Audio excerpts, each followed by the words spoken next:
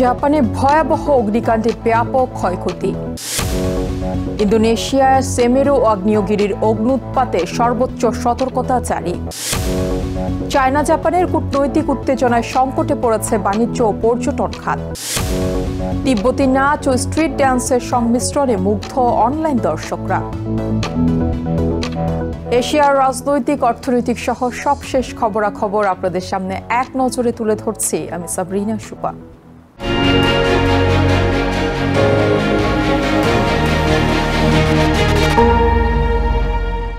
জাপানের দক্ষিণ পশ্চিমাঞ্চলের উয়েদা শহরে ভয়াবহ আগুনে অন্তত ১৭০টি বাড়ি পুড়ে গেছে।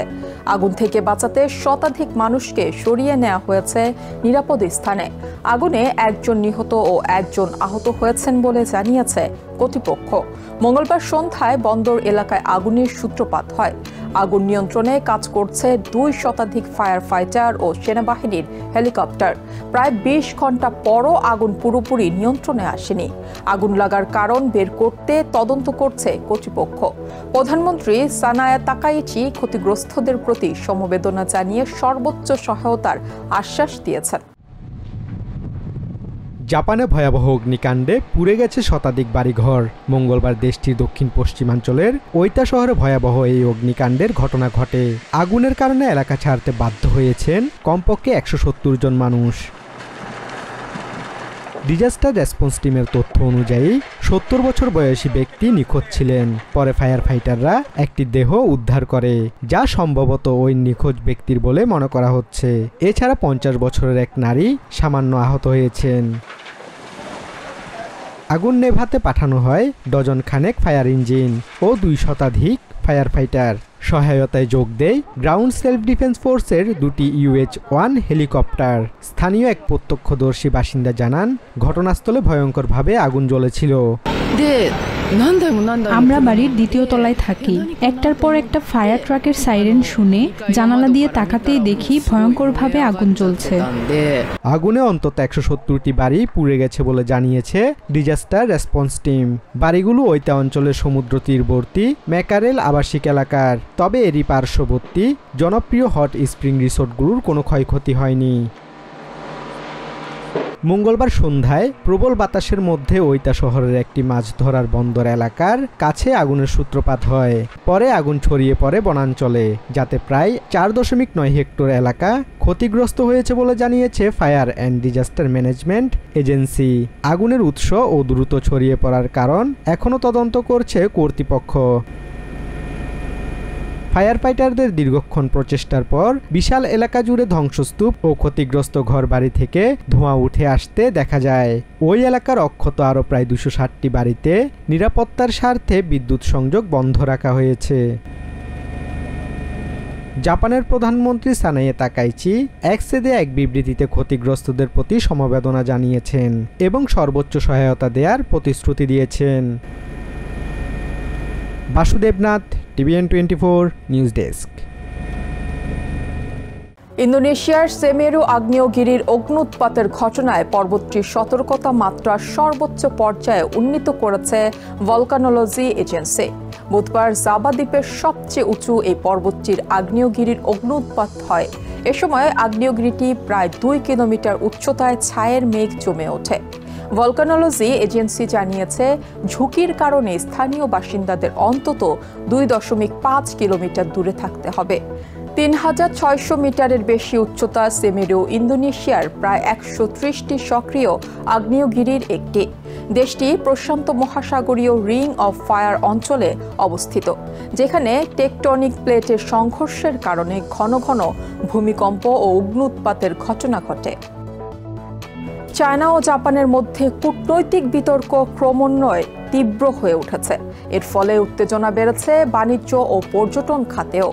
ফুকুশিমা বিদ্যুৎ কেন্দ্রের পানি ছাড়ার অজুহাতে চায়না জাপানের সামুদ্রিক খাদ্য আমদানির উপর সম্পূর্ণ নিষেধাজ্ঞা আরোপ করেছে। এদিকে চায়নার নাগরিকদের জন্য ভ্রমণ সতর্কতা জারি করায় ব্যাপক ক্ষতির সম্মুখীন হচ্ছে টোকিও ভিত্তিক ট্রাভেল এজেন্সিগুলো। তাইওয়ান সম্পর্কিত জাপানের প্রধানমন্ত্রীর মন্তব্যের জের ধরে দুই দেশের মধ্যকার এই বিরোধ।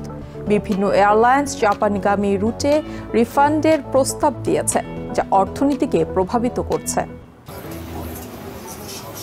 এশিয়ার শীর্ষ দুই শক্তিশালী অর্থনীতির দেশ চায়না ও জাপানের মধ্যে কূটনৈতিক বিতর্ক তীব্র হচ্ছে। এই উত্তেজনার আঁচ বাণিজ্য থেকে শুরু করে পর্যটন এমনকি আন্তর্জাতিক কূটনীতির পরিসরেও এসে পড়েছে। এই বিতর্কের জের ধরে জাপানের সামুদ্রিক খাদ্য আমদানির ওপর সম্পূর্ণ নিষেধাজ্ঞা আরোপ করেছে চায়না। স্থানীয় গণমাধ্যমের তথ্য অনুযায়ী বেইজিং টোকিওকে এই সিদ্ধান্তের কথা জানিয়েছে। এর আগে ফুকুশিমা বিদ্যুৎ কেন্দ্রের পরিশোধিত পানি সমুদ্রে ছাড়ার সিদ্ধান্তের পর চায়না আংশিকভাবে নিষেধাজ্ঞা জারি করেছিল, যা এবছরের শুরুর দিকে কিছুটা শিথিল করা হলেও এবার পুরোপুরি নিষেধাজ্ঞা দিল বেইজিং। এর ফলে প্রভাবিত হচ্ছে জাপানের মোট সামুদ্রিক খাদ্য রপ্তানির 1/5-এরও বেশি অংশ। এই নিষেধাজ্ঞার আগে জাপানের মোট সামুদ্রিক খাদ্য রপ্তানির 1/5-এর বেশি যেত চায়নায়।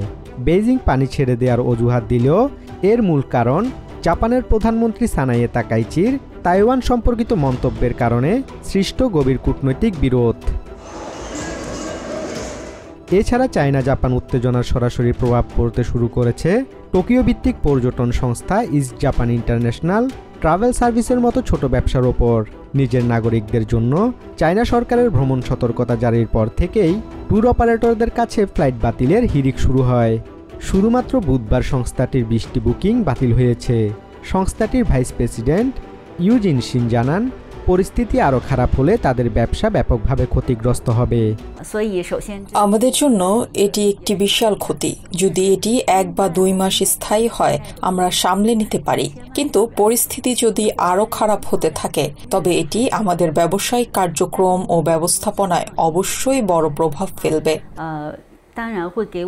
এই বিতর্ক শুরু হয়েছে মূলত তাইওয়ান নিয়ে জাপানের প্রধানমন্ত্রী সানায়ে তাকাইচির সাম্প্রতিক মন্তব্যের কারণে, যেখানে তিনি বলেছিলেন তাইওয়ানে চায়না আক্রমণ করলে জাপানের অস্তিত্ব হুমকির মুখে পড়তে পারে এবং এর ফলে সামরিক প্রতিক্রিয়া সৃষ্টি হতে পারে। দুই দেশের দূতাবাসই তাদের নিজ নিজ নাগরিকদের জন্য সতর্কতা জারি করেছে। অন্যদিকে ডিসেম্বরের 31 তারিখ পর্যন্ত 10টিরও বেশি চায়না এয়ারলাইন জাপানগামী রুটে রিফান্ডের প্রস্তাব দিয়েছে এবং সিচুয়ান এয়ারলাইন্স তাদের একটি রুট বাতিল করেছে। দুই অর্থনীতির এই ক্রমবর্ধমান কূটনৈতিক বিতর্ক এখন শুধু রাজনীতি বা কূটনীতির মধ্যে সীমাবদ্ধ নেই। এর প্রভাব সরাসরি সাধারণ ব্যবসা এবং মানুষের জীবনযাত্রায় পড়তে শুরু করেছে। Basudebnath, TVN 24 news desk. চায়নার দক্ষিণ পশ্চিমাঞ্চলের সিজাং এর ঐতিহ্যবাহী তিব্বতী নাচ ও সঙ্গীতের সাথে স্ট্রিট ড্যান্সের সৃজনশীল সংমিশ্রণ মুগ্ধ করেছে অনলাইনে থাকা মিলিয়ন দর্শককে। 2025 সালে স্প্রিং ফেস্টিভ্যাল গালার সাব ভেন্যুতে সিজাং স্ট্রিট ড্যান্স অ্যালায়েন্সের এই পরিবেশনা ভিন্ন মাত্রা যোগ করে। ড্রামিনের সুরে স্ট্রিট ড্যান্সের লকিং ব্রেকিং এর সঙ্গে তিব্বতী নাচের সংমিশ্রণ করেছেন শিল্পী নামাখা ওয়াচেন। সাংস্কৃতিক মেলবন্ধনের এই নতুন ধারা অনলাইনে পাচ্ছে ব্যাপক প্রশংসা। তিব্বতী লোকসঙ্গীত ও নাচের সাথে আধুনিক স্ট্রিট ড্যান্সের ছন্দ সৃজনশীলভাবে উপস্থাপন করে অনলাইনে মিলিয়ন দর্শকের নজর কেড়েছে স্ট্রিট ড্যান্স অ্যালায়েন্স। চায়নার দক্ষিণ পশ্চিমাঞ্চলের সিজাং এর স্বায়ত্তশাসিত অঞ্চলের ঐতিহ্যবাহী এই সংস্কৃতি ইতিমধ্যে শর্ট ভিডিও প্ল্যাটফর্মে ব্যাপক জনপ্রিয়তা অর্জন করেছে। সিজাং স্ট্রিট ড্যান্স অ্যালায়েন্স পরিবেশিত এই অভিনব নাচ দেখা গেছে চায়না মিডিয়া গ্রুপ CMG সম্প্রচারিত 2025 সালের স্প্রিং ফেস্টিভ্যাল গালার একটি সাবভেন্যুতে। চায়নার স্প্রিং ফেস্টিভ্যাল ইউনেস্কোর intangible cultural heritage of humanity তালিকায় অন্তর্ভুক্ত হওয়ার পর এটি ছিল প্রথম গালা অনুষ্ঠান, ফলে এবারের আয়োজন ছিল বিশেষ তাৎপর্যপূর্ণ। স্ট্রিট ড্যান্স প্রেমী নামখা ওয়াংচেন ছিলেন পরিবেশকদের একজন। তিনি বলেন, স্ট্রিট ড্যান্সের বিভিন্ন মুভের সাথে তিব্বতের নিজস্ব নৃত্য ভঙ্গি যুক্ত করা হয়েছে। আমি সিজাং ইউনিভার্সিটির ইঞ্জিনিয়ারিং স্কুলে রিসোর্স প্রসপেক্টিং এর শিক্ষক, পাশাপাশি স্ট্রিট ড্যান্সেরও একজন অনুরাগী।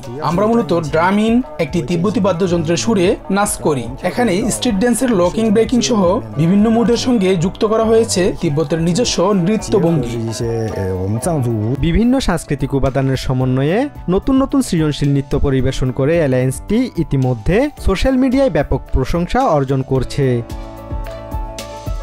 Basudebnath, TVN 24 news desk. এক নজরে প্রতিদিন এশিয়ার খবর জানতে চোখ রাখুন TVN 24 নিউজ নেটওয়ার্কের ইউটিউব ও ফেসবুক পেজে। নিউ ইয়র্ক থেকে সম্প্রচারিত TVN 24 টেলিভিশন বিশ্বজুড়ে বাঙালির কণ্ঠস্বর।